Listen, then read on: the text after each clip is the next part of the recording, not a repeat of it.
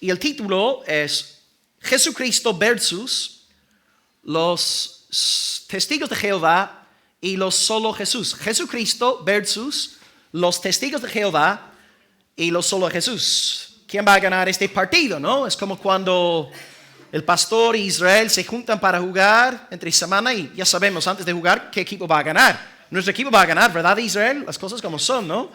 Así que hoy vamos a ver Jesucristo refutando a los arrianos y a los modalistas, dos grupos que tú y yo conocemos hoy día como testigos de Jehová y luego los solo Jesús. Así que os invito a abrir la Biblia en Juan capítulo 10, Juan 10.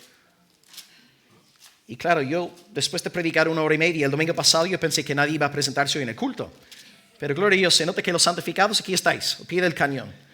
Ok, Juan 10 del 30 al 33, Jesucristo versus o solo Jesús y los testigos de Jehová. Dice,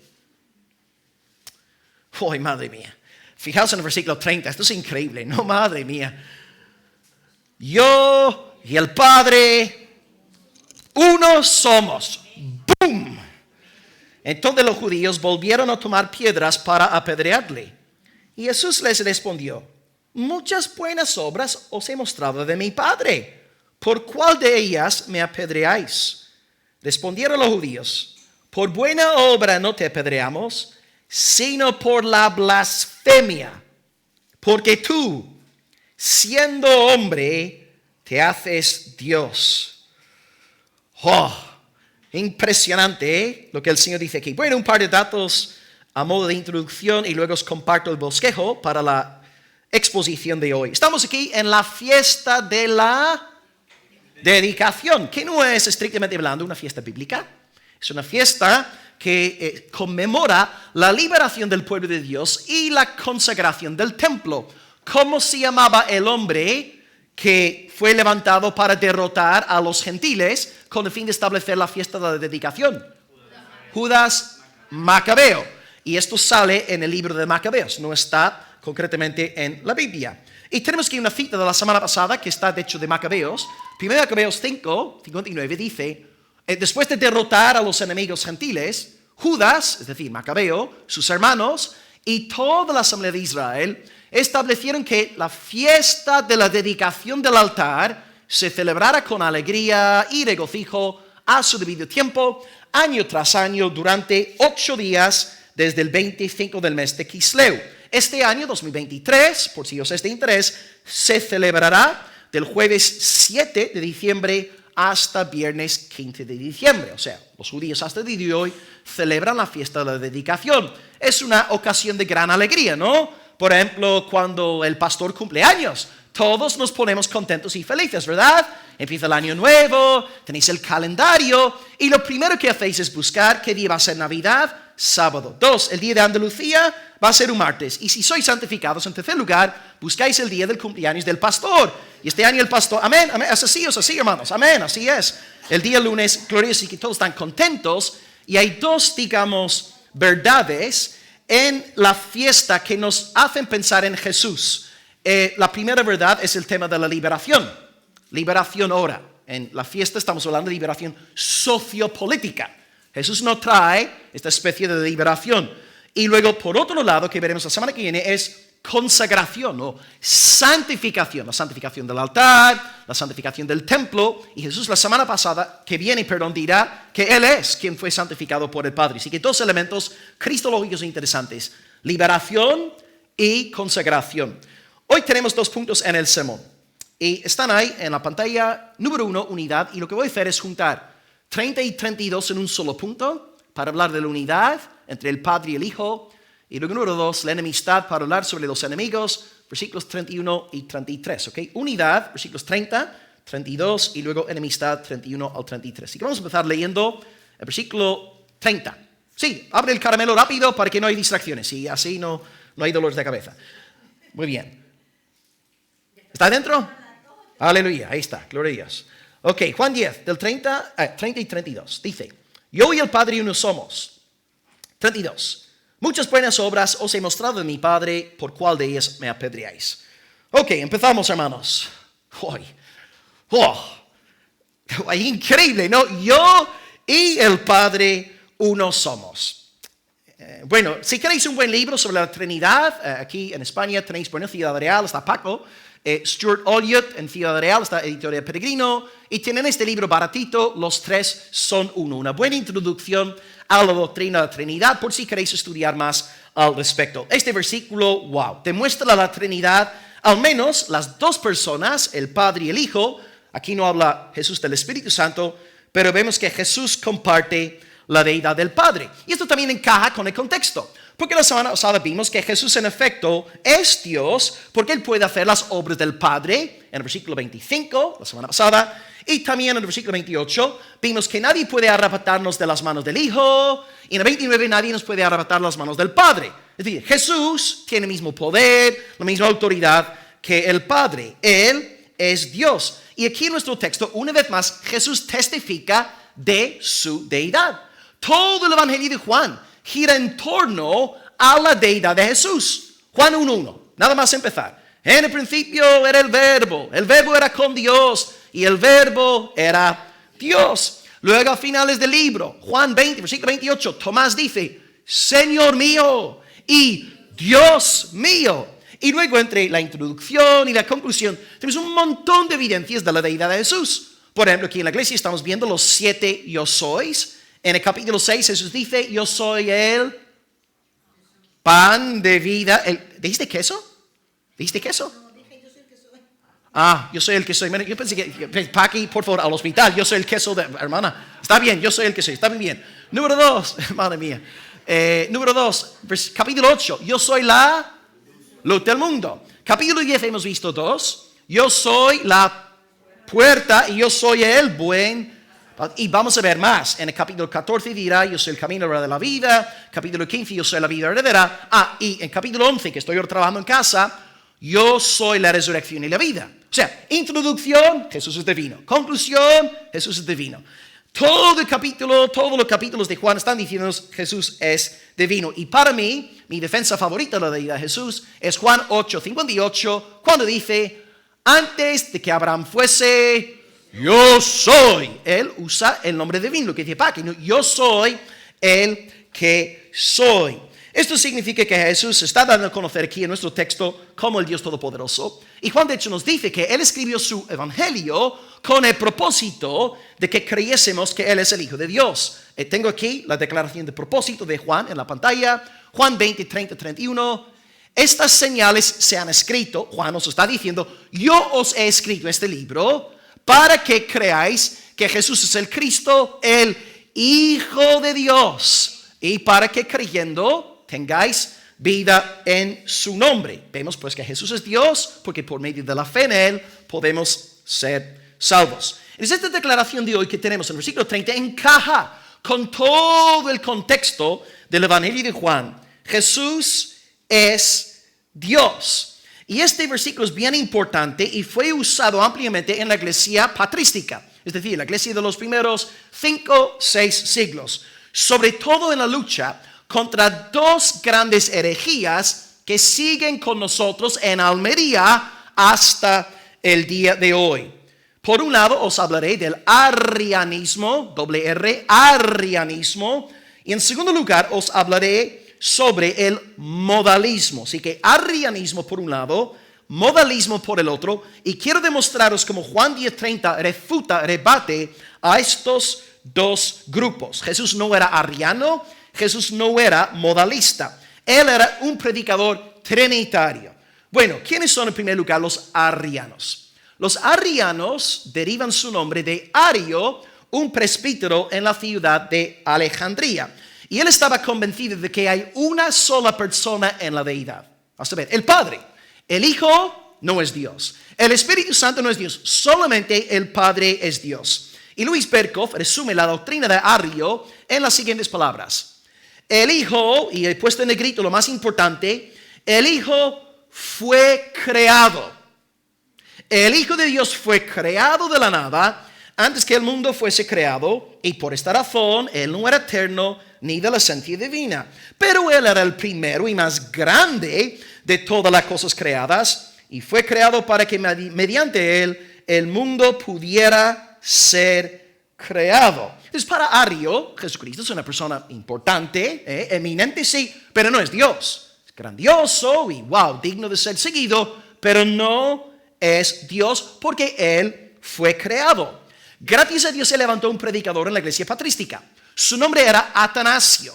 Y Atanasio, defendiendo la santa palabra de Dios, dijo, según la palabra, que Cristo es Dios, porque si no fuera Dios, no podría ser nuestro Salvador. Porque como cantamos hoy en la primera alabanza, fuera de ti no hay quien salve.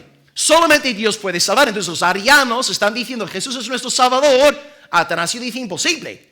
Una cosa creada no puede salvarte. Para que tú seas salvo necesitas que Dios te salve. Por tanto Jesús es Dios. Entonces gracias a Dios los arianos fueron derrotados, pero siguen con nosotros hasta el día de hoy.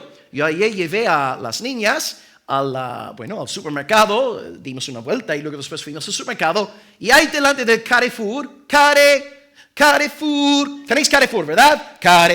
Carrefour, el famoso club Carrefour, y estoy a punto de entrar por la puerta de Carrefour y ahí a la derecha un testigo de Jehová con su stand vendiendo o pidiendo que la gente cogiera ejemplares de Atalaya, Despertar, hasta el día de hoy. Ahí están los arrianos negando la deidad de Jesús. Los testigos de Jehová son herederos teológicos de los arrianos.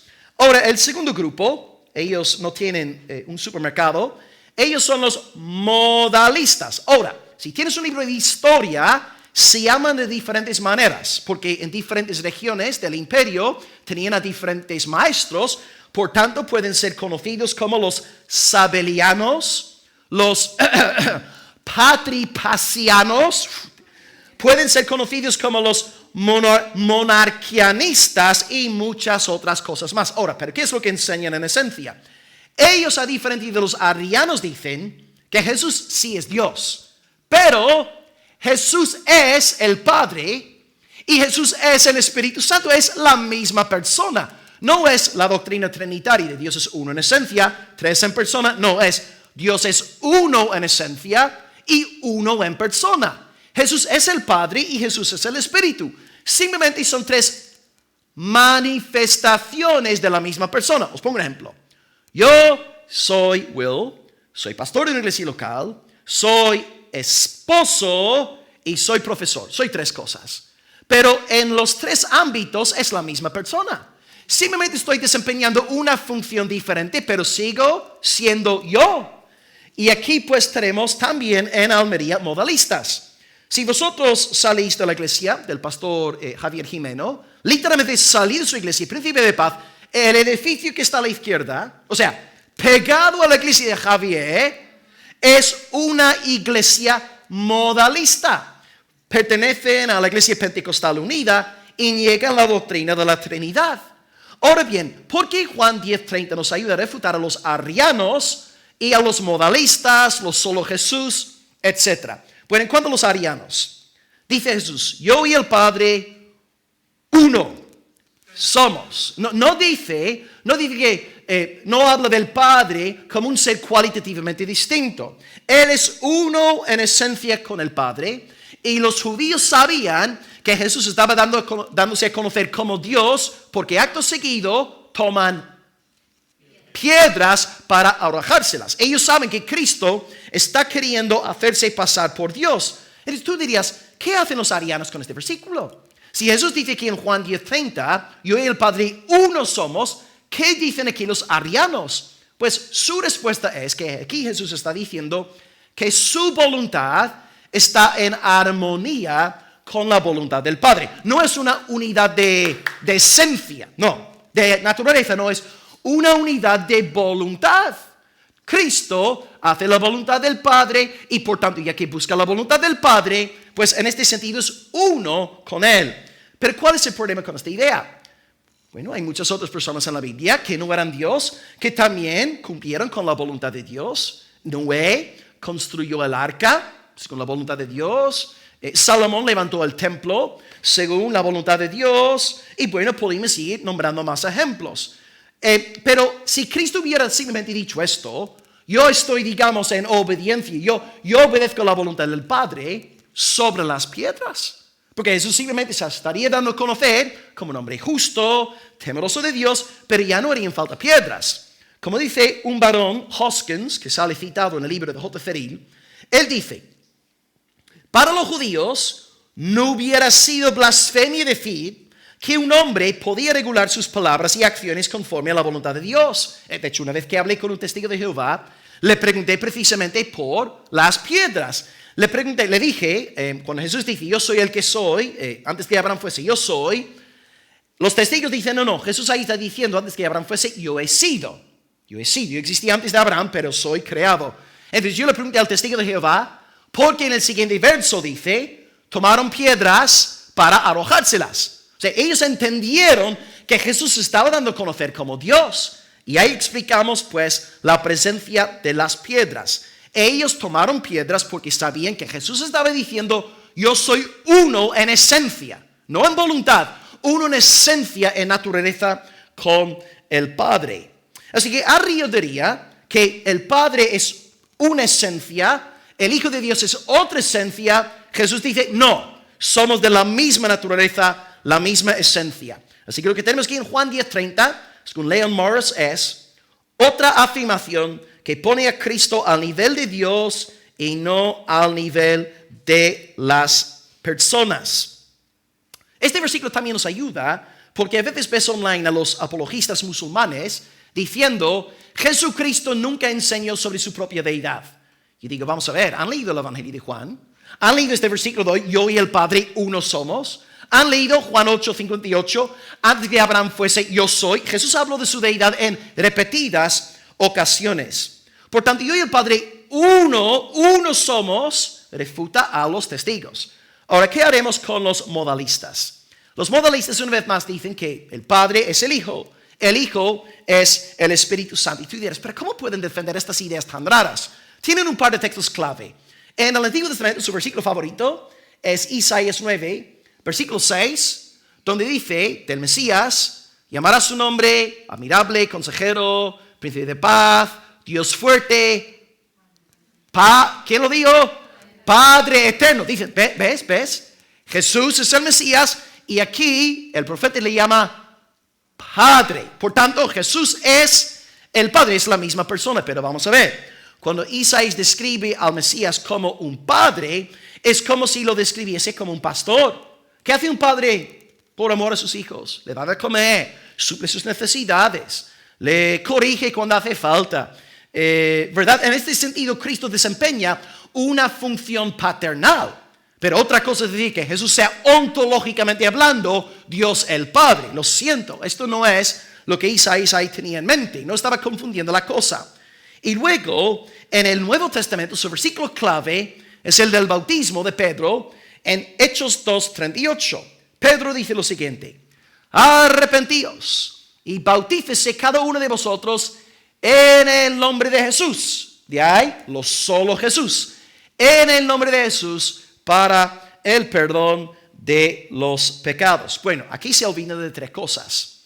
Número uno, ¿quién está predicando aquí en este versículo? Pedro. Pedro era trinitario. Os daré una prueba en un segundito. Número dos, ¿en qué libro estamos? ¿Quién escribió Hechos? Lucas. Lucas era trinitario. Os daré una prueba en unos segunditos. Número tres, se olvidan del contexto. Este versículo está sacado de un contexto que es el sermón de Pedro en el día de Pentecostés. Y si leéis cuidadosamente el sermón, veréis que es un sermón 100% trinitario. Así que tres pruebas. Número uno, Pedro era trinitario. Un versículo, 1 de Pedro 1:2. Dice, elegidos según la presencia de Dios Padre, en santificación del Espíritu, para obedecer y ser rociados con la sangre de Jesús. O sea, Pedro es trinitario. Pedro no está negando la Trinidad en Hechos 2, versículo 38. Hay más textos, hay 3:1. Número 2, Lucas es trinitario. Lucas 3:22 dice, descendió el Espíritu sobre Cristo en forma corporal como paloma, y una voz, sí, hay que regresar, hermano, uno para atrás. Y una voz salió, a la derecha. Y una voz del cielo que decía, tú eres mi hijo amado. Ahora tenemos el Espíritu descendiendo sobre el Hijo y la voz del cielo. ¿De quién es la voz? El Padre. O sea, Lucas es trinitario. Tú no puedes luego decirme en Hechos 2:38, no es un versículo trinitario. Vamos a ver, Pedro era trinitario, Lucas era trinitario. Y ahora número 3, el contexto del sermón. Si leéis el sermón de Pentecostés, Hechos 2, veréis que arranca Pedro diciendo, en el versículo, ¿qué era? Versículo 17, si no me acuerdo mal. En los postreros días, dice, Dios, derramaré de mi espíritu sobre toda carne. Ahí tenemos Dios el Padre hablando acerca del Espíritu, y a partir del versículo 22 habla de Dios el Hijo. Es lo que tú no puedes decir entonces, sacar Hechos 2:38 para defender el movimiento de solo Jesús. ¿Qué va? Pedro es trinitario, Lucas es trinitario, Hechos 2 es trinitario. Por tanto, de nuevo, no tienen peso. Y hay que recordar que Jesús también nos dijo en la Gran Comisión, y bautizándolos en el nombre del Padre y del Hijo y del Espíritu Santo. Ahora, ¿por qué Pedro no dice esto en su texto? Porque el contexto ya es trinitario. Ya da por sentado, ¿no? Este principio, esta doctrina, la Trinidad, Él la da por sentada, esta doctrina, y por tanto no necesita decir Padre, Hijo, Espíritu Santo.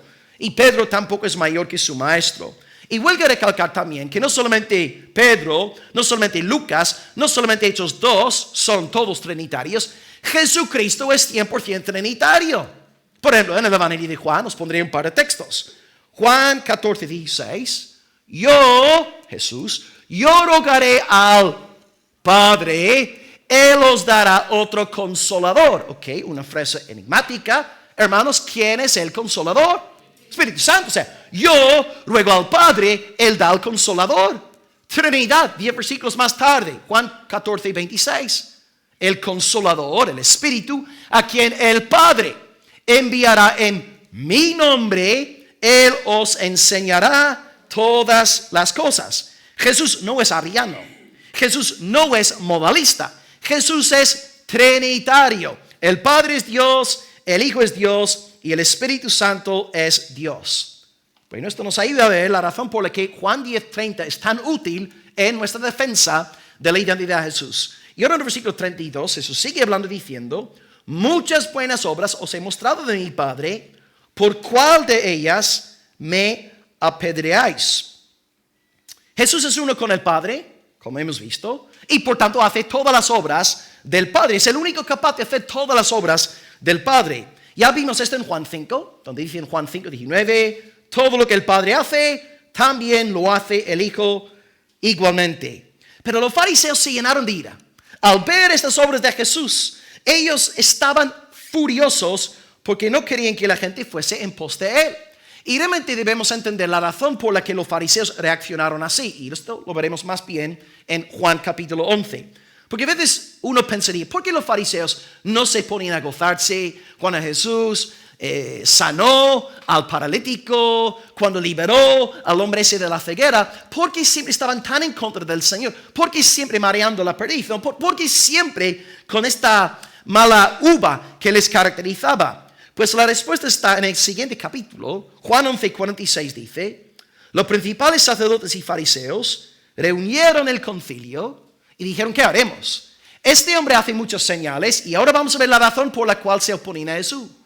Si le dejamos así, todos creerán en él y luego vendrán los romanos destruyendo nuestro lugar santo y nuestra nación. ¿Os dais cuenta de cómo están pensando los fariseos? Ellos piensan que Jesús va a presentarse como un libertador sociopolítico. El pueblo, al reconocer a Jesús como Mesías, va a provocar un alboroto. Y si esto sucede, nos acordamos de que políticamente los judíos en aquel momento estaban bajo la autoridad de Roma. Por tanto, si hay un alboroto entre los judíos, ¿qué van a hacer los romanos? Van a aplastar a los judíos. Van a destruir el lugar santo y la nación. Entonces, siempre en la mente de los fariseos estaba esta preocupación. Este se va a hacer famoso, todos le van a seguir. Él va a dirigir una nueva liberación y los romanos van a acabar con nosotros. Esta es la razón por la que no querían que Jesús creciese en popularidad. Leon Morris dice lo siguiente. Si el pueblo se alborotaba debido a la expectativa mesiánica, los romanos no iban a quedarse ahí con los brazos cruzados. Entonces, los fariseos no querían perder su prestigio, su lugar de influencia, su poder sociopolítico. ¿Por qué? Porque solamente interpretaban a Jesús como oro y milagros, ¿no? Ellos interpretaban a Jesús en estos términos carnales. Conocían a Jesús físicamente, pero no espiritualmente hablando. Ellos no sabían que Jesús no tenía esta misión de derramar sangre humana. Y por esta razón, al interpretar mal a Jesús, intentaron acabar con él, cosa que consiguen hacer a finales del Evangelio de Juan. Es que en los fariseos lo que hay detrás es pasión por su templo, pasión por sus puestos religiosos, pasión por su reconocimiento como grandes doctores de la ley, y no quieren perder este lugar de privilegio. Por tanto, su motivación es la gloria de los hombres. Y Jesús les pregunta en Juan 5:44, ¿cómo podéis vosotros creer en mí? Pues recibís gloria los unos de los otros, no buscáis la gloria que viene del Dios único. Y esto es exactamente lo que pasa con todos nosotros aquí, en esta mañana también. Vosotros no podéis creer en Jesús si buscáis vuestra propia gloria. Vosotros aquí en esta mañana que habéis visto vuestro pecado, sabéis que sois merecedores de condenación eterna. El castigo de Dios no os cuesta creer en Jesús, porque sabéis que en vosotros no tenéis nada. Sois corruptos, sois viles, sois hijos de ira por naturaleza. Habéis tenido este entendimiento gracias al Espíritu y ahora no os cuesta creer en Jesús. Jesús es vuestro Salvador, vuestro todo. Él es vuestro vestido de justicia. Él es tu ropas de gala. Cristo es todo para ti. Pero si tú estás aquí hoy creyéndote buena persona, no soy malo, no soy pedófilo, no soy violador, no soy narcotraficante, no soy tan malo como Hitler, te estás gloriando en ti mismo. Te ves como alguien digno de la aprobación de Dios, digno del favor de Dios, y por tanto no te puedes humillar delante de Dios. Te jactas de ti mismo, te glorias en ti mismo, recibes gloria de los hombres, y por tanto, como dice Jesús, es imposible que creas en Él. Entonces, hoy también en esta reunión está sucediendo la misma realidad. Hay un grupo aquí hoy entre nosotros, humillado, quebrantado, que sabe que no tiene nada de valor eterno, y por tanto han creído en Jesús con todo su corazón. Pero hay otro grupo que sigue creyendo en el fondo, no soy una mala persona, Dios va a tener misericordia de mí, porque soy muy bueno, yo lo merezco, y aquellas personas no pueden ser salvadas. Porque Cristo no ha venido para salvar a los buenos. El que está de salud, el sano, no tiene necesidad de médico. ¿Quién tiene necesidad de médico? El enfermo.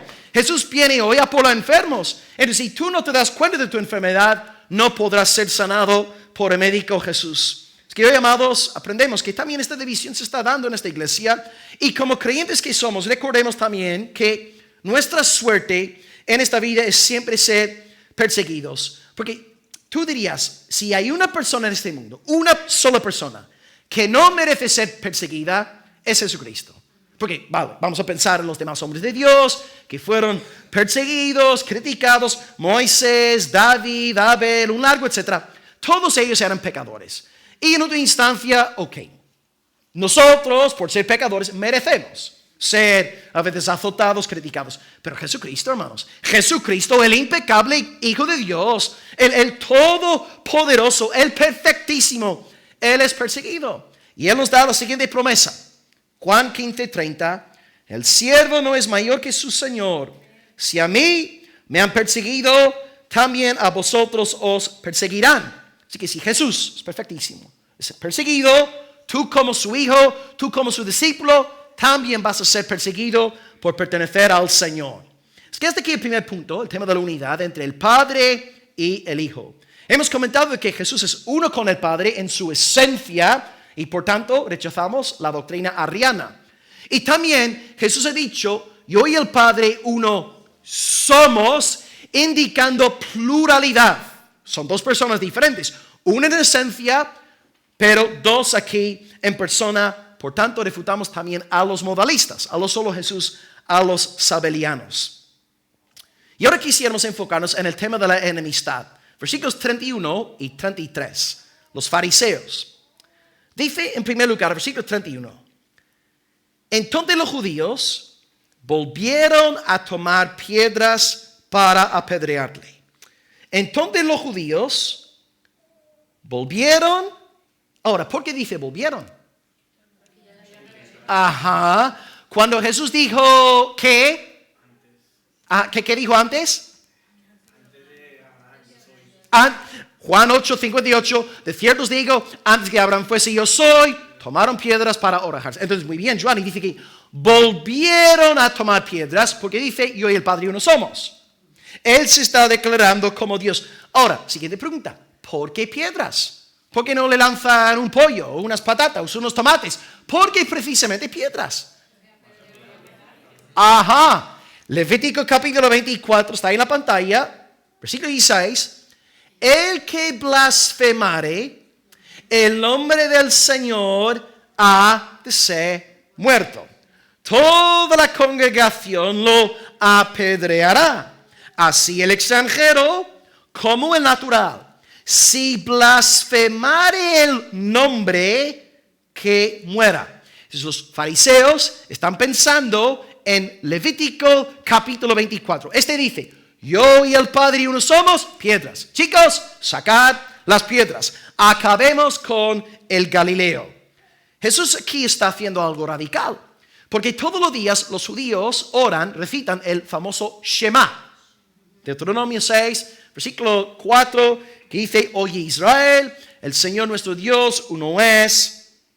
Oye Israel, el Señor nuestro Dios, el Señor uno es. Oye Israel, el Señor nuestro Dios uno es. Y así lo van recitando. Y por primera vez en la historia, Jesús está modificando el Shema para decir que el Señor uno es sí, pero hay otra persona en la deidad. Yo y el Padre uno somos. Y los judíos no están mal a la cabeza. Entienden muy bien lo que este joven treintañero está diciendo. Está dándose a conocer como Dios. Ellos toman piedras, pero hay algo que curioso a nivel político. En aquel momento, como indiqué antes, Israel no era libre. Israel estaba en subyugación a los romanos. Por tanto, no tenían derecho jurídico como para apedrearle a nadie. Para ellos ejecutar a una persona, ¿qué tenían que hacer? Ir a los romanos. Por eso Jesús. Los judíos no crucificaron a Jesús. Los romanos crucificaron a Jesús. Condenaron a Jesús en el Sanedrín. Y luego llevan a Jesús delante de Poncio Pilato, diciéndole a Poncio, este se declara rey. Rey, ¿por qué? Porque al decir rey, esto significa que se está levantando en contra del César. Por tanto, Poncio Pilato, tienes que acabar con este hombre. Los judíos no tenían autoridad como para crucificar al Señor Jesús. Y aquí ellos están saltando, digamos, el protocolo. Samuel Pérez comenta en su libro, llenos de odio, pretendían pasar por alto las formalidades legales y matar a Jesús. Ellos, el procedimiento era el siguiente. Si tienen una situación así, van al Sanedrín, convocan el concilio, exponen el caso y los miembros del Sanedrín, que son los ancianos de Israel, bueno, piensan, oran y luego toman su decisión y después irían a las autoridades romanas con el fin de acabar con Jesús. Pero os dais cuenta del odio que le tenían. Ni siquiera esperaban para hacer las cosas bien antes de tirar esas piedras. E interesantemente también, estas piedras revelan que los judíos no tenían un entendimiento arriano de la declaración de Jesús. Porque dije en el primer punto, los arianos dicen que cuando Jesús dice, yo y el Padre uno somos, los arianos dicen, no, Jesús ahí está diciendo que Él en su voluntad cumple con la voluntad del Padre. Pero aquí los judíos saben que Jesús no está diciendo esto.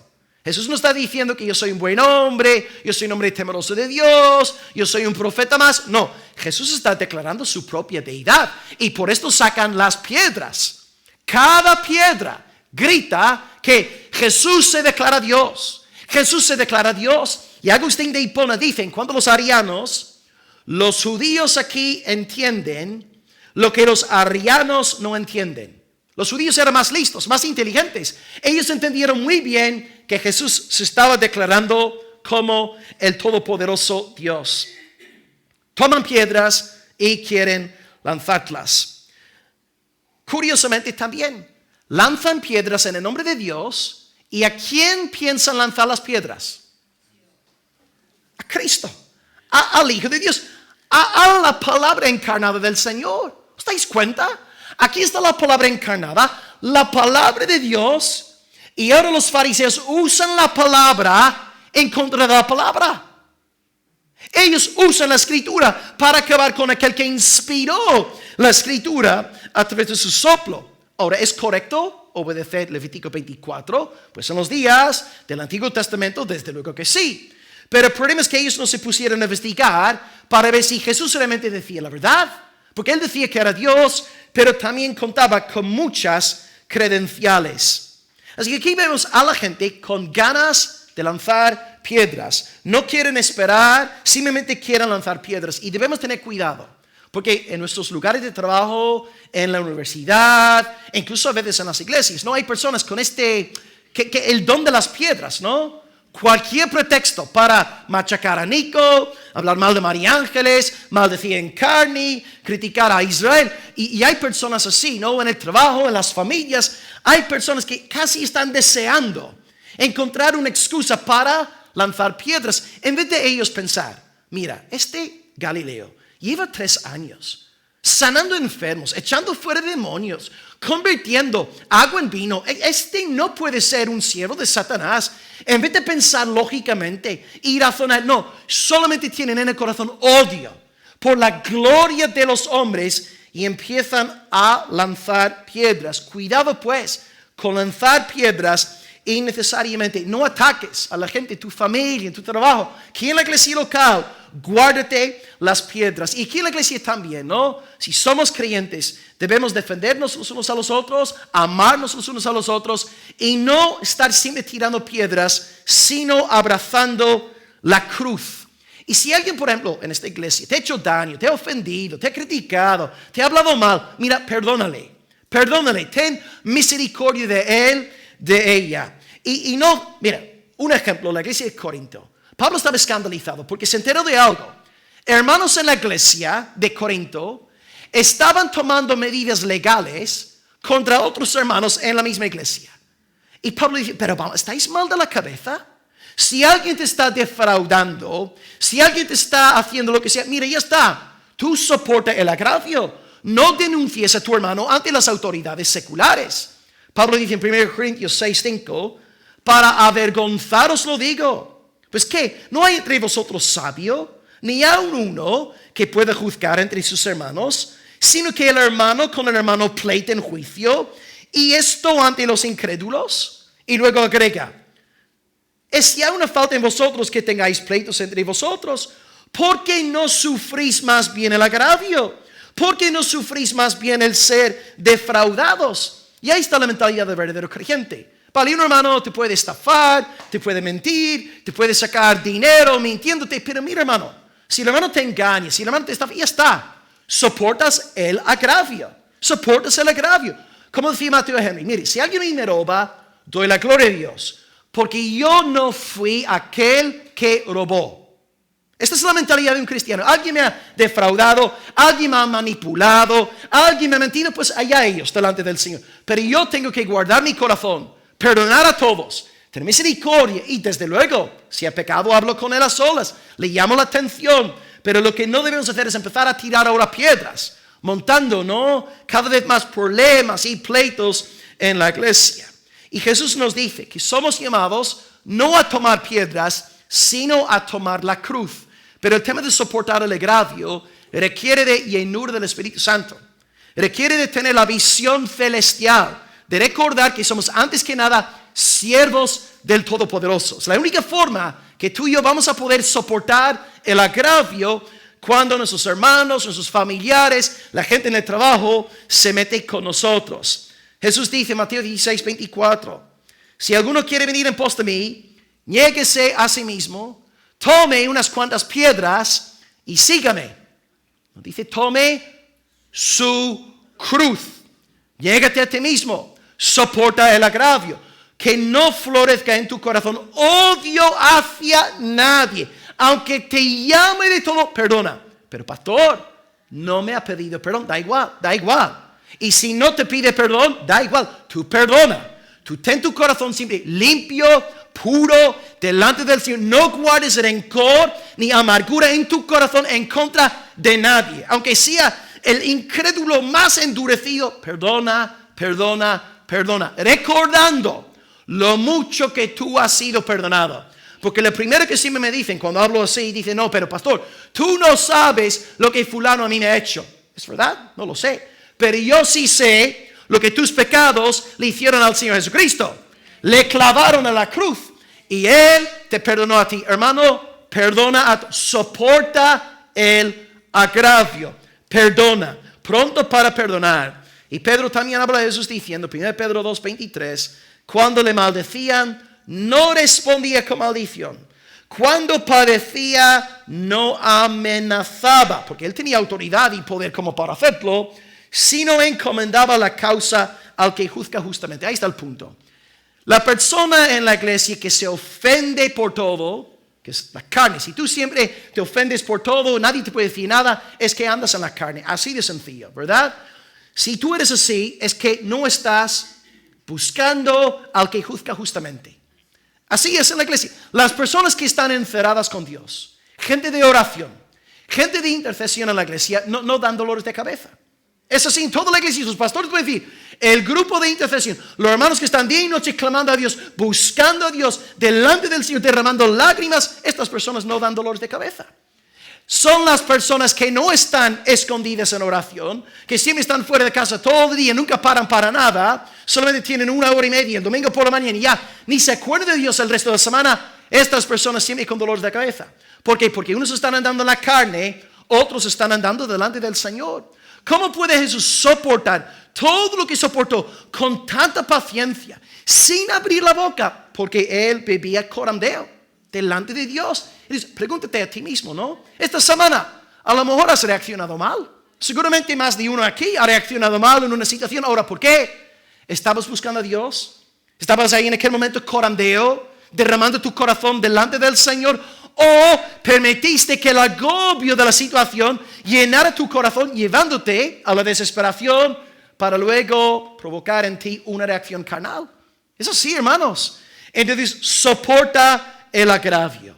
Perdona, ten un corazón manso, perdonador, misericordioso. Digan lo que digan, tú perdona. Perdona en el nombre del Señor. Pues pastor, me cuesta. Bueno, encomienda al Señor tu camino. Confía en Él. Él hará. En este mundo, hermanos, en este mundo, Dios se glorifica a través de la humildad de su pueblo. Dios se glorifica en los humildes. Resiste a los soberbios. Así que sé humilde. Humíllate delante de Dios y perdona. Y ahora volvamos a nuestro texto, el versículo 33. Los judíos dicen, mira, no te apedreamos por buena obra, sino por la blasfemia. Levítico 24. Porque tú, siendo hombre, te haces Dios. Por buena obra no te apedreamos, sino por la blasfemia, porque tú, siendo hombre, te haces Dios. Ok. Ellos dicen que no van a apedrear a Jesús por ninguna buena obra, aunque hay que destacar también que cada vez que Jesús hacía algo mínimamente bueno para llamar la atención de la gente, ellos siempre estaban ahí criticando. O sea, siempre fomentando murmuración. Jesús no podía hacer nada sin que le criticase, ¿no? Y yo pregunto, ¿por qué? ¿Por qué seguían a Jesús? ¿Por qué siempre estaban atentos a su ministerio? ¿Por qué siempre estaban ahí? Donde quiera que fuera Jesús, ahí están los fariseos. ¿Por qué? Si no lo aguantaban, si no querían sino su derrota. Claro, yo creo que querían tener una razón como para pillarle en algo. Pillarle en alguna palabra, pillarle en algún momento de cuando tenía la guardia bajada, para luego usar esto en su contra. Es como que siempre estaban ahí con Jesús. Digo, ¿por qué siguen Jesús? Que si no lo aguantaban. Porque para luego ellos denunciar al Señor. Pero claro, como Cristo era impecable, no podían con Él. Así que dicen aquí que no le iban a apedrear por buena obra. Pero hay que reconocer también que ellos también criticaban a Jesús mucho por sus diferentes obras. De hecho, en el siguiente capítulo, en Juan 11, después de Jesús resucitar a Lázaro, van a formar un complot para matar a Jesús y luego para matar a Lázaro. O sea, Jesús no podía hacer nada sin que estuvieran ahí tramando su muerte, su derrota. Jesús entonces hacía muchas buenas obras y los fariseos lo reconocen. Ellos no niegan que ha hecho muchas obras. Ellos no podían negarlas e intentaron desacreditarlo de la sanidad del ciego, pero no eran capaces. No podían negar la resurrección de Lázaro. Reconocen las obras de Jesús, pero dicen en realidad no te vamos a apedrear por ninguna buena obra, aunque también odiaban a Jesús por las obras que hacía. Ellos dicen aquí que le van a apedrear por blasfemia. Blasfemia, y aquí está la frase clave, porque tú, siendo hombre, te haces Dios. Tú, siendo hombre, te haces Dios. Aquí Jesús no les corrige. Porque Encarna me dice a mí, Will, tengo que corregirte por algo que hoy dijiste en el sermón. En un momento del sermón tú dijiste, yo soy Elohim. Will, tú siendo hombre te has hecho Dios. Lo primero que le voy a decir a Encarna es, hermana, lo siento, no me has entendido. Yo no me he declarado Dios en el sermón. Tú habrás entendido algo raro. Amor estaba diciendo Elohim. Pero si yo soy un hombre, lo que yo voy a decir Encarna no me ha sido bien, hija. ¿Cómo puede ser? ¿Cómo se puede ser Elohim? No. Pero Jesús aquí no los corrige. Tú, siendo hombre, te haces Dios. Uno pensaría que la primera reacción de Jesús sería, no. Yo soy un hombre, un nazareno, 30 y pico años. Yo no soy, pero no lo hace. Observamos que Jesús aquí defiende su deidad de dos maneras. De manera directa, yo y el Padre uno somos. Y también de manera indirecta, a través del silencio. La frase esa española que os cité la semana pasada. El que calla, otorga. Jesús aquí con su silencio nos está predicando. Sí, en efecto, chicos, me habéis oído bien. Ahora, contrastad esta actitud de Jesús con Pablo en Listra. En Hechos 14, todos empiezan a adorar a Pablo y a Bernabé. ¿Qué hacen Pablo y Bernabé? Adoradnos hoy. Somos santos más. ¿Qué hacen Pablo y Bernabé? Como Superman, ¿verdad? Serás con los vestidos. ¡No lo hagáis! Somos hombres como vosotros. Hechos 14, ellos no aceptan la adoración. O cuando Juan a finales de Apocalipsis 22, no me acuerdo el versículo, Juan empieza a adorar a un ángel. ¿Y qué dice el ángel? No lo hagas, yo soy consiervo tuyo. ¿Veis? Pablo no acepta adoración, Bernabé no acepta adoración, el ángel no acepta adoración. Cuando Pedro va a predicar en la casa de un gentil, Cornelio sale en Hechos 10, no me acuerdo el versículo tampoco, Cornelio empieza a adorar a Pedro, ¿y qué dice Pedro? Levántate, hombre, que soy un hombre como tú. O sea, ¿os dais cuenta?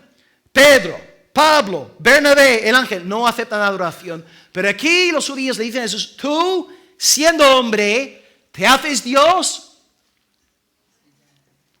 El que calla otorga. Jesús estará, sí, muy bien, me habéis entendido. Estáis entendiendo mi doctrina. Sé que no me soportáis, sé que me odiáis, sé que estáis tramando mi muerte, pero tenéis un punto a vuestro favor. Habéis entendido perfectamente lo que yo acabo de predicaros. ¿Me habéis entendido, ¿Me habéis entendido el sermón? No os caigo bien, pero por lo menos habéis entendido lo que os estoy diciendo. Ahora, lo que ellos dicen aquí, tú siendo hombre, te haces Dios. Aquí hay algo correcto y algo incorrecto.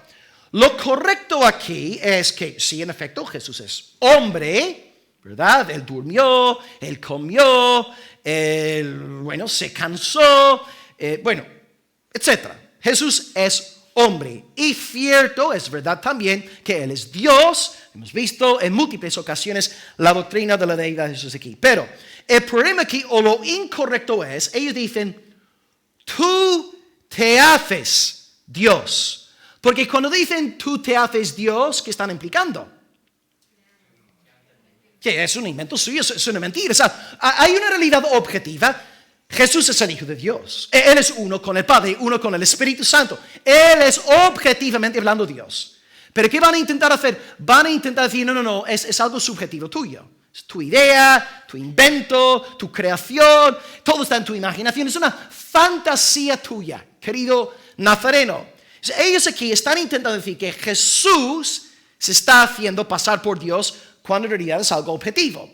Y esto también pasa en el día de hoy. Hay verdades objetivas que están en la palabra de Dios, pero los enemigos de la iglesia dicen que no, son cosas subjetivas vuestras.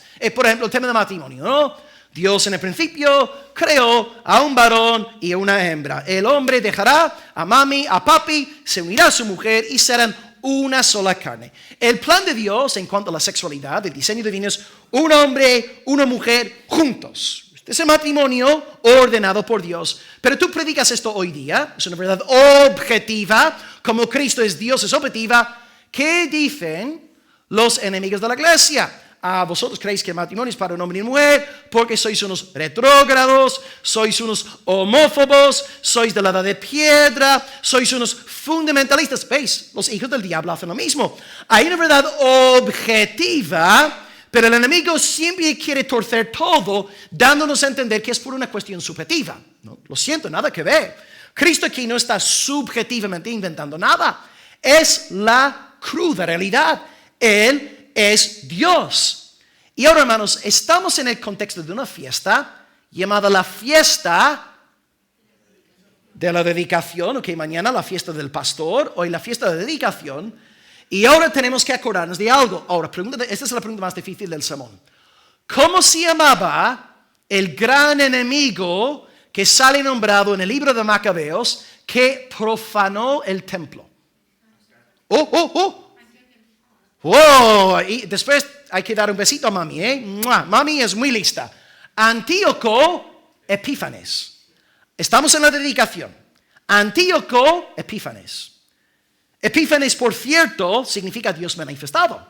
En español creo que tenéis la palabra epifanía, ¿verdad? La celebración católica, epifanía, manifestación. Antíoco se llamó a sí mismo Epífanes. Yo soy el Dios manifestado. Antíoco se dio a conocer como Dios en la tierra. Y es posible que los fariseos estén de alguna forma jugando aquí sucio, implicando que Jesús es un hijo de Antíoco. No un hijo literal, sino un hijo espiritual de Antíoco, procurando hacerse conocer como Dios. Ahora, ¿dónde está la diferencia entre Antíoco y Jesucristo? Jesucristo tenía credenciales. Jesucristo tenía, hermanos, evidencias de su propia deidad. Vimos 3 testigos de Jesús en Juan capítulo 5. ¿Me podéis, por favor, recordarlas? Juan el Bautista, la palabra de Dios y las obras que vemos aquí también en Juan capítulo 10. Cristo tiene 3 testigos. Puse el ejemplo de Israel la semana pasada. Israel podría ponerse ahora mismo encima de la silla y gritar: ¡Yo soy Dios! Ok, puede decirlo, puede gritarlo, pero otra cosa es que lo demuestre. Tú puedes decir hoy mismo: yo soy Dios, pero otra cosa es demostrarlo. ¿Qué hace Jesús? Jesús resucita a los muertos, convierte el agua en vino, multiplica pan y pescado, echa fuera demonios. Jesús demuestra: yo soy Dios, tengo poder sobre Satanás, poder sobre la naturaleza, yo soy Dios. Él tiene credenciales. Antíoco no. Antíoco llegó a Jerusalén con el fin de arrasar y contaminar todo con la cultura helena. Entonces Jesús no tiene nada que ver espiritualmente hablando con Antíoco, pero creo que los fariseos en el contexto están dando a conocer que Jesús quiere hacerse pasar por Dios. Y en cuanto a la escatología, esto es exactamente lo que va a hacer el anticristo. Dice 2 Tesalonicenses 2, versículo 4, el cual se opone y se levanta contra todo lo que se llama Dios o es objeto de culto, tanto que se siente en el templo de Dios como Dios, haciéndose pasar por Dios. El gran anticristo que ha de venir, él va a hacer lo que hizo Antíoco Epífanes. Va a querer hacerse pasar por Dios. Y ahora vamos a pensar por un momento. En la primera tentación, cuando Satanás: Eva, come del árbol. Dios es un aguafiestas, come, sé libre. Si una mujer verdaderamente liberada, come. Y tú serás como Dios. Ve, la raíz del pecado siempre es ser yo como Dios. ¿Cuál fue el pecado de Lucifer? Él quiso sentarse en el trono de Dios. Antíoco Epífanes: yo soy Dios manifestado y el anticristo final, justo antes de que venga el verdadero Dios para aniquilar a aquel siervo de Satanás con la espada que sale de su boca, el anticristo se hará conocer como Dios. Porque pues tú y yo creemos en Jesús y no en Antíoco y no en el anticristo final, porque Jesús tenía credenciales. Las credenciales que acabamos de citar, Juan el Bautista, las Sagradas Escrituras y todas las obras mesiánicas llevadas a cabo por nuestro Señor. Lo que Satanás más quiere en este mundo es adoración. Quiere ser adorado, quiere estar en el lugar de Dios. ¿Os acordáis en el desierto, la tercera tentación? Y Satanás le dice a Jesús, mira, todas estas naciones, estos ejércitos, toda la gloria que tú ves, todo esto, Jesús, te lo daré si postrado. ¿Qué quiere Satanás? Adoración. Entonces, una vez más vemos que la historia del mundo es una guerra de gloria. La gloria de Dios versus la gloria de Satanás. La gloria del Todopoderoso versus la gloria de este mundo pasajero. Y todos aquí en esta sala, en esta iglesia, en este local, estáis metidos en esta guerra, estáis en esta batalla, o estáis buscando por encima de todo la gloria de Dios, o estáis buscando por encima de todo vuestra propia gloria. Y aquel que busca su propia gloria es siervo de Satanás. Como dice Jesús también, yo no tengo demonio, porque yo busco la gloria de mi Padre. Jesús dice, la marca de una persona que tiene Satanás en su corazón es que busca su propia gloria. Su Dios es su vientre. Mi comodidad, nada de sacrificio, nada de búsqueda de Dios, nada de gloria a Dios que va para nada. Mi vida es mía, viviré la vida loca porque yo quiero hacer lo que a mí me dé la gana. ¿Y quién eres tú para meterte conmigo? Sí razonan los hijos del diablo. Es que aquí en este lugar estamos divididos. Hay algunos que buscan la gloria de Dios, hay algunos que buscan su propia gloria. Entonces, ¿qué gloria buscas tú? ¿Buscas al Señor o buscas tu propia comodidad? Hoy os exhorto en el nombre del Señor a honrar a Dios al Hijo. Salmo 2, versículo 12, honrad al Hijo, glorificad al Hijo, buscad la majestad del Hijo, para que Él no se enoje y perezcáis en el camino. Se inflama pronto su ira, pero bienaventurados todos los que en Él confían. Hoy todos aquí podemos salir de esta reunión buscando la gloria del Señor Jesucristo. Y para que esto sea realidad, debemos humillarnos delante de Él, reconocer que somos pecadores, no podemos hacer nada para salvarnos a nosotros mismos y confesar que solamente tú, Señor Jesús, solamente tú tienes poder para salvar. Solamente tú puedes ser mi rey. Señor, a partir de hoy, dirige tú mi vida. Pon tú las normas. Hágase tu voluntad en mi vida y no la mía. Adorad a Cristo. Seguid a Cristo. Buscad a Cristo. Glorificad a Cristo. Y así viviréis eternamente para la gloria del Señor. Pues hoy hemos visto dos grandes puntos en el mensaje. En primer lugar, vimos la unidad entre el Padre y el Hijo. Y vimos que la declaración de Jesús ataca frontalmente dos grandes herejías. ¿Cómo se llaman aquellas herejías? Arrianismo y modalismo. Los hijos espirituales de los arrianos son los testigos de Jehová. Y los hijos de los modalistas son los solo Jesús, que están aquí al lado de Javier Jimeno. Entonces vemos que Jesús refuta a los dos grupos diciendo, yo y el Padre uno somos. Por tanto, Cristo no es testigo de Jehová. Y dice, yo y el Padre uno somos, indicando pluralidad en la personalidad.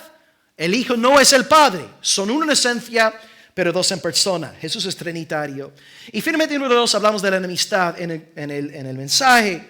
Los judíos no podían soportar a Jesús. Sí me querían criticarlo, pero no podían negar sus buenas obras. No podían negarlas, pero siempre estaban ahí pendientes para encontrar algo para echarle en cara. Y dicen que van a apedrear a Jesús por blasfemia. ¿Qué pasa?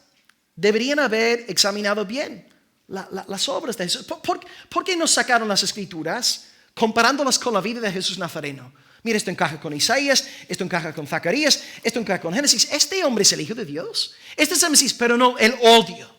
El odio les llevó a siempre buscar piedras. Y las personas que no están en la palabra, que no están en la presencia de Dios, siempre usan piedras. Pero la marca de aquel que está escondido con Dios, toma su cruz. Soporta el agravio. Tiene un espíritu perdonador, misericordioso. Y acabamos viendo que la gran diferencia entre Jesús y los fariseos y Antíoco, etc., es que Jesús busca únicamente la gloria del Padre. Pero Antíoco, Satanás, los fariseos buscan su propia gloria. En ese sentido, los dos espíritus hoy están operando en este lugar. Aquí hay muchos que amáis a Cristo, buscáis la gloria de Dios, aleluya. Pero también está aquí hoy el espíritu de desobediencia operando en los hijos de ira, que está llevándolos a buscar su propia gloria, su propia comodidad, y por tanto nunca se van a sacrificar por amor al Señor, porque no han nacido de nuevo. La única esperanza es Jesucristo. Fe en Él, arrepentimiento, y así confesar que Él es el Señor, Él es Dios y no nosotros. Demos gracias a Dios hoy por su palabra, celebrando a aquel que es uno con el Padre. Amén. Oremos al Señor. Amén. Amén. Padre, gracias por la claridad de la Escritura hoy. Gracias porque Jesús es uno contigo en esencia. Y Señor, gracias porque incluso, tenemos aquí una hermana en la iglesia que tú la sacaste de los testigos de Jehová. Y tú hiciste que ella viera y entendiera que tu Hijo es uno contigo en esencia. Y te damos gracias por tu Espíritu Santo, el cual nos testifica de la verdadera identidad de Jesús. Señor, podemos ser aquí ignorantes de muchas cosas. Pueden haber algunas doctrinas secundarias que nos cuestan y hay muchas cosas que desconocemos. Pero Señor, hay una cosa que sí sabemos. Hay una cosa que tenemos más que clara en nuestros corazones. Que tu Hijo Jesucristo es el Dios hombre. Él es Señor sobre todo. Verdaderamente hombre, verdaderamente Dios. Y al tener esta fe, sabemos que hemos nacido de nuevo por el Espíritu Santo de ti, Señor. Gracias por haber enviado tu Consolador para testificar de estas gloriosas cosas. Señor, ayúdanos también ahora, cuando vamos ahora a defender a Jesús, sabiendo que nos esperan piedras, críticas, maledicencias, palabras de condenación. Señor, haznos recordar el dicho de tu Hijo, cuando Él decía, mira, si a mí me han perseguido, a vosotros también os perseguirán. Si persiguieron al inmaculado, al impecable, al santísimo Cristo, ¿cómo no van a meterse con nosotros? Así que, Señor, danos pasión por defender el Cristo bíblico, el Cristo crucificado y resucitado por amor a nosotros.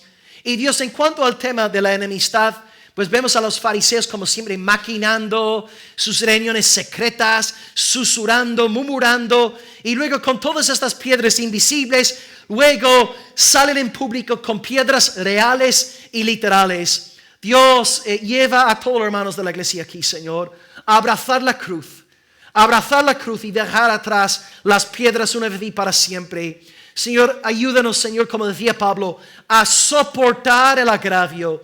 Porque a veces podemos justificar las piedras que hay en nuestro corazón diciendo, bueno, fulano me hizo eso, fulano me dijo lo otro, y estoy justificado en sentirme enfadado con ellos. Pero, Señor, tú nos has enseñado el camino del perdón, el camino de la misericordia. Y, Señor, si tú nos has perdonado tanto en Cristo, ¿cómo no vamos a perdonar a nuestro prójimo? Hagan lo que hagan, digan lo que digan los compañeros de trabajo, los familiares, los miembros de la iglesia local, digan lo que digan acerca de nosotros. Señor, enséñanos a perdonar. Incluso si no se acercan para pedirnos perdón, danos este corazón misericordioso, compasivo, reconciliador, y no permitir, Señor, que haya gente aquí, Señor, con corazones fríos, encerrados, amargados, repletos de veneno satánico, buscando cualquier pretexto para saltar y acusar y morder y cortar cabezas. Danos una iglesia de amor, Señor, donde podamos soportarnos los unos a los otros en paciencia y en el amor cristiano como tu palabra nos exige. Y amado Señor, también gracias por enseñarnos la verdadera identidad de Jesús a través de tantas señales. Y guárdanos de seguir el espíritu de este mundo, el espíritu de gloria propia que vemos en Satanás, que vemos en Antíoco, que vemos en todos los hijos de ira. ¿Por qué? Porque ellos quieren buscar su propia deidad, su propia comodidad, quieren glorificarse a sí mismos. Ellos no están pensando hoy en cómo entregar sus futuros a ti. Ellos solamente están pensando en cómo ganar más dinero, cómo tener un futuro más brillante, cómo tener un mejor trabajo. Todo es ellos, su propia gloria. Pero gracias por tu Espíritu Santo, el cual ahora está en nosotros y nos lleva a preguntar en cada momento, ¿qué quieres tú, Señor? ¿Cuál es tu voluntad? ¿Te agrada esta decisión mía? ¿Qué quieres tú de mi futuro, Señor? ¿Dónde quieres tú que yo me vaya? Señor, encamina tú mis pasos, yo te seguiré. Amado Señor, te pedimos hoy pues que el buen Espíritu esté operando en cada corazón, convirtiendo a los buscadores de su propia gloria en buscadores de tu gloria, Señor. Y que no haya ningún endemoniado, ninguna persona con Satanás en el corazón, que todos hoy podamos decir, yo no tengo demonio porque busco la gloria de mi Padre. Danos pasión por tu gloria, pasión por tu palabra, pasión por tu Hijo. Y todo esto, Señor, te lo pedimos en el dulce, precioso nombre que sobre todo nombre, en el nombre no de Antíoco, no te lo pedimos en el nombre de Satanás, no te lo pedimos en el nombre de nuestro ego, te lo pedimos en el nombre de Jesucristo. Y el pueblo de Dios dice, amén. Aleluya.